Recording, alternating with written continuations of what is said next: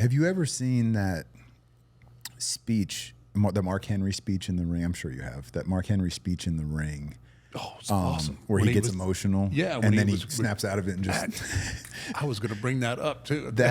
I watched that and I started like, because I felt everything he was feeling. He didn't have to say a word. It was just, you could see, and I could relate to it as a veteran, not even as an athlete, of just like, I'm hanging it up and it's time, but I don't want to. you know? No. Part of me doesn't want to, but I'm also just so grateful.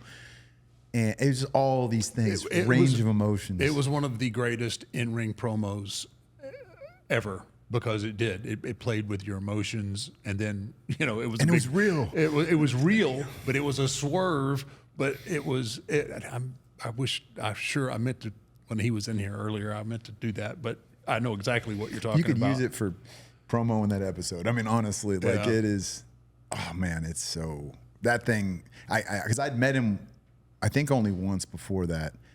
And I saw that, and I was like, "Oh, I know this guy," you know. And now I've got to spend a little bit of time with him, and it just helped me understand someone that's just larger than life, literally, literally, and no doubt, and figuratively. But it's just like, wow, when you see those kind of things, it just really hits home, feels personal. Do you? I mean, a lot of folks that are in other professional sports. Do you think that pro wrestling is one of the hardest ones when it comes to transitioning?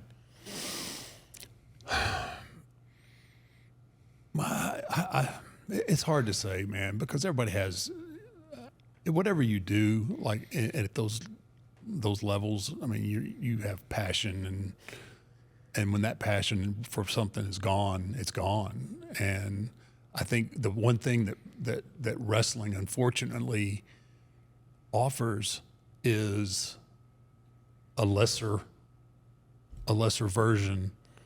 Like I had my run with WWE, and it gets to a point where I can't perform at the level of WWE, but I can go to Pikeville, Kentucky for some independent small town promotion. I can be the big fish in a very small barrel kind of thing, and you end up going years and years on living off of the equity that you built up, where I don't think in other major sports event, like, there's only the NFL, there's only Major League Baseball, there's only the NBA. There's no track down where wrestling gives you a chance to still be something just at a lesser version of it. And I think it's good for some guys, because wrestlers are notorious for not saving their money, or that used to be. They're much better now because of, Same with all athletes and veterans. Yeah, I mean, it is. But there's programs now in place trying to teach guys how to do, with their money, so that they don't end up at the end of their career and then figure out, like, okay, now I'm going to have to go to some small armory and sell my 8x10s at intermission.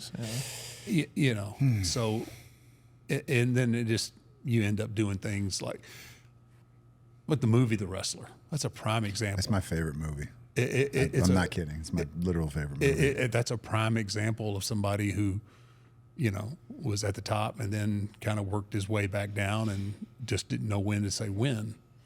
It's my favorite because it's heartbreaking. It is heartbreaking. But it's my favorite because it's so real and so relatable. I remember I saw that on deployment on like a grainy copy. Right. And I was just like, man.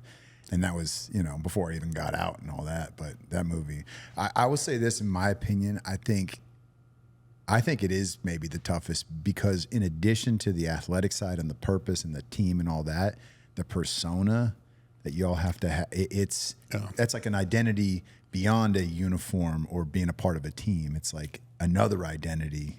Know what I mean? That everybody sees you as that.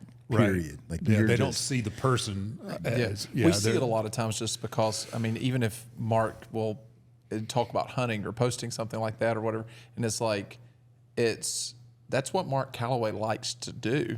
And if Mark Calloway talks about something that he enjoys, a lot of times there's comments of like, "You've ruined the Mark Calloway? You've ruined the." Well, it's like you've ruined the Undertaker. And it's like, You ruined my childhood. yeah.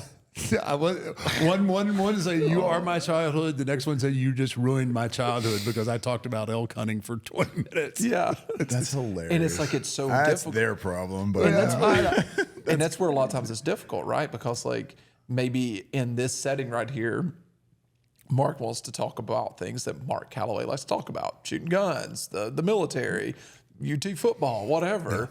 And Helps me keep my sanity. yeah. But there's also a lot of times where he'll sit here and go, okay, he goes, is Nate like a wrestling fan or something? I was like, it's okay if he's not. We can sit here and have a conversation with Nate without it being a wrestling fan, because the thing is, I think there's sometimes in the back of his mind that people want the Undertaker. And it's like, let's show him Mark Calloway a little bit. And that's tough, right? Because in professional wrestling, and I'm going to mention my boy Rick, but if Ric Flair shows up, people are expecting something out of Ric Flair, right? Right.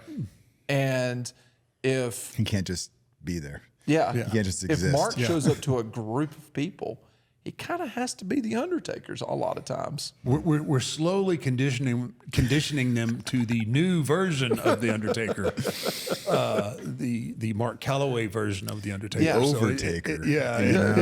It's the it's a slow process of trying to condition people, and I think they're kind of starting to figure it out. Like the hat and coat is gone, and this is where we're at now, But that's what is tough about professional wrestlers. Yeah. You've got this Bigger than persona life and this personality this and- persona and this identity that we see on television That's and the in person the they meet, ring. Yeah. Yeah. Yeah. And it's like, that's not, that might not necessarily be who they truly and really are. That's just the, anymore. yeah. That's the character that they're, You see that with character actors, I think, a little bit. If like a character actor is a certain way in all those movies, is always like this, and then they're in another role not doing that, and they're like, I can't watch that person do. That's not who they are. that's And it's not the like, Will Ferrell. I would always be worried to meet Christopher Walken, because I would love that. I would want him to do the scene from Pulp Fiction. Pulp Fiction, yes. So I carried this uncomfortable piece of metal up my ass. That's pretty good. That's actually really good. Oh, he loves his impersonations. I don't know if I would be able to control myself. I was like, man, will you take my watch and stick it up your ass? Please. Just give me that. Just give me that scene. That's all I want. Just tell me you stuck it up your ass. But yeah, that makes a lot of sense.